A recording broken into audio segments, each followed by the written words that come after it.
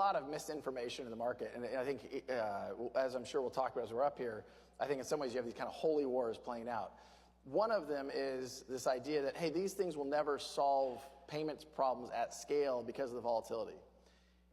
Let's think about that for a minute. So I can enable an XRP transaction in 3 seconds, and so I have to take the volatility risk of XRP for 3 seconds. Or I can use fiat and use a wire transfer, and I'll say through SWIFT, and that usually is about 3 days. 3 days is 270,000 seconds. So it's almost 100,000 seconds, 100,000 times longer than an XRP transaction. The way you calculate volatility is volatility times time. So if you reduce the time by a dramatic amount, even if the volatility is a lot higher, you actually have less volatility risk through an XRP transaction than you do a fiat transaction with SWIFT. Now, the other thing I'll point out is, people will say, well, couldn't XRapid use Bitcoin? And the answer actually is it could. And we've even thought about, architecting the product. There may be circumstances where we would use that because of liquidity.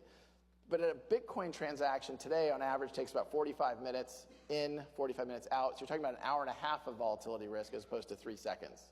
So we think XRP is very uniquely positioned to solve that cross-border payments problem. Yeah, you may